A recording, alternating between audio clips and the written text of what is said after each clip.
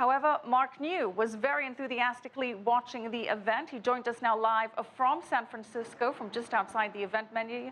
Mark, this has been in the works for a while now. What are the details? That's right. I'm right outside the Yerba Buena Center for the Arts, where Apple just showed off more details about the project it's been working on for so long, the Apple Watch. Of course, in true Apple form, there were a few surprises in today's product lineup, but for the most part, much still remains a mystery. Addition to the Apple family.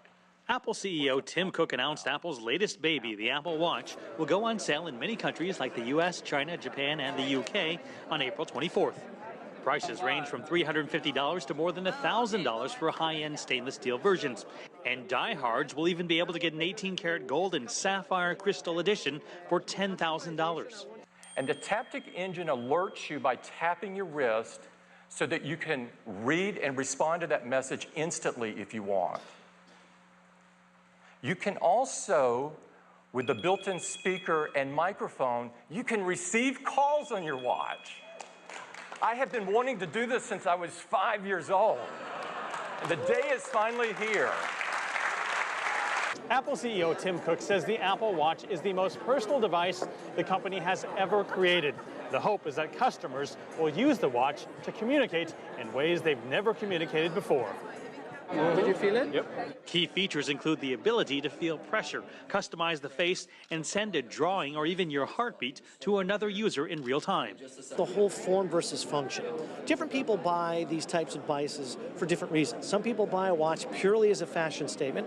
Some people buy, a smartwatch more as a functionality statement. Apple's trying to meld both worlds, and the question is, does that mean it's a little watered down for one and versus the other? And Apple went all out in touting how the Apple Watch and the iPhone plan to revolutionize health and fitness. It unveiled Research Kit, a way to allow users to offer their data to research facilities to better study diseases like diabetes, Parkinson's, and cancer. There is nothing more sensitive than your medical data. You decide what apps you participate in, what research you participate in. You decide how your data is shared, and Apple will not see your data. It certainly adds kind of a social good to using the device, and the Research Kit, it's really, really interesting to see how much that can go as they have more and more people using these services. Most analysts still feel the star of the event was actually the MacBook laptop.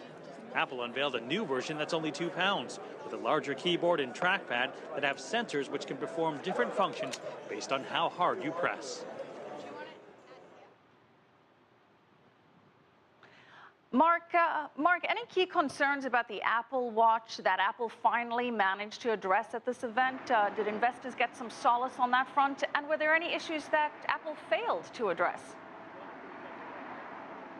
One of the big questions was battery life. People weren't sure what they're going to come up with because they're packing so much into such a small device. Some people thought it'd be just a few hours, not necessarily a day. But Apple came out and surprised everyone and said it'll last 18 hours. It remains to be seen because a lot of companies have made promises before and never lived up to that. We'll find out in about a month. One thing they did not clarify was the upgrade policy. This is not the same as a watch. I mean, you may invest in a Rolex for tens of thousands of dollars and you expect to hold on to that for generations, or at least decades. Here, you've got something that you could pay $10,000 for, and then the next version comes out. What do you do with it? You've invested a lot already, but they haven't clarified what's going to be the trade-in value or what kind of policy when you return it or go to the next version. Michelle. That's a great point, Mark. Thanks so much. Mark New, live from San Francisco. Yeah, you spend $10,000 on a watch and goes into your drawer with the old electronic devices.